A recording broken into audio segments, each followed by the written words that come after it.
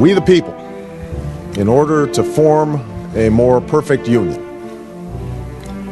221 years ago, in a hall that still stands across the street, a group of men gathered and with these simple words launched America's improbable experiment in democracy. Farmers and scholars, statesmen and patriots who had traveled across the ocean to escape tyranny and persecution finally made real their Declaration of Independence at a Philadelphia convention that lasted through the spring of 1787. The document they produced was eventually signed, but ultimately unfinished.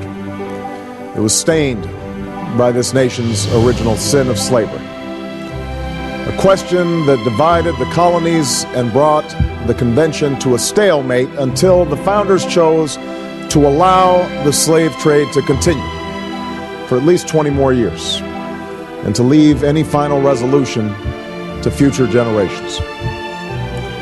Of course, the answer to the slavery question was already embedded within our Constitution, a Constitution that had at its very core the ideal of equal citizenship under the law, a Constitution that promised its people liberty and justice, and a union that could be and should be perfected over time. And yet words on a parchment would not be enough to deliver slaves from bondage, or provide men and women of every color and creed their full rights and obligations as citizens of the United States. What would be needed were Americans in successive generations who were willing to do their part through protests and struggles on the streets and in the courts, through a civil war and civil disobedience, and always at great risk, to narrow that gap between the promise of our ideals and the reality of their time.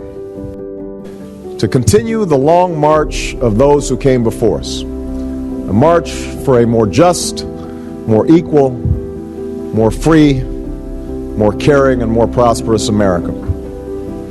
I chose to run for president at this moment in history because I believe deeply that we cannot solve the challenges of our time unless we solve them together, unless we perfect our union by understanding that we may have different stories, but we hold common hopes, that we may not look the same and may not have come from the same place, but we all want to move in the same direction towards a better future for our children and our grandchildren. And this belief comes from my unyielding faith in the decency and generosity of the American people. But it also comes from my own story. I'm the son of a black man from Kenya and a white woman from Kansas. I was raised with the help of a white grandfather who survived a depression to serve in Patton's army during World War II, and a white grandmother who worked on a bomber assembly line at Fort Leavenworth while he was overseas. I've gone to some of the best schools in America, and I've lived in one of the world's poorest nations. I am married to a black American who carries within her the blood of slaves and slave owners, an inheritance we pass on to our two precious daughters. I have brothers, sisters, nieces, nephews, uncles, and cousins of every race and every hue scattered across 3 continents. And for as long as I live, I will never forget that in no other country on earth is my story even possible.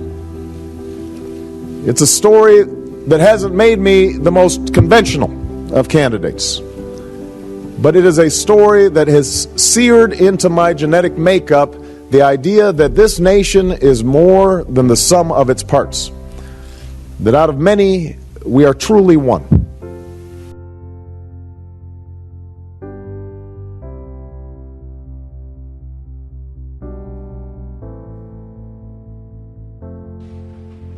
Imagine if we broke out of these tired old patterns.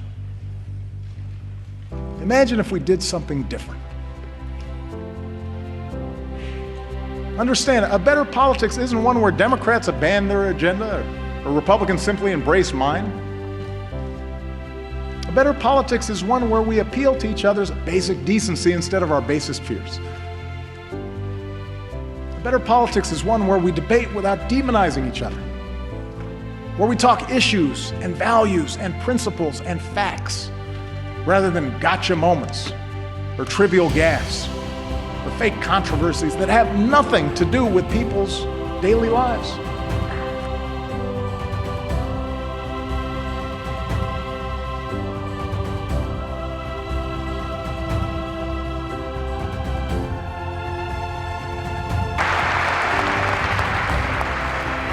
My fellow Americans, it has been the honor of my life to serve you. I won't stop. In fact, I will be right there with you as a citizen for all my remaining days. But for now, whether you are young or whether you're young at heart, I do have one final ask of you as your president. The same thing I asked when you took a chance on me 8 years ago. I'm asking you to believe, not in my ability to bring about change, but in yours. I'm asking you to hold fast to that faith written into our founding documents, that idea whispered by slaves and abolitionists, that spirit sung by immigrants and homesteaders and those who marched for justice, that creed reaffirmed by those who planted flags from foreign battlefields to the surface of the moon.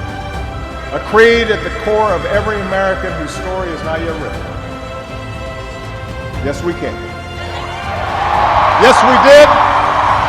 Yes, we can. Thank you. God bless you.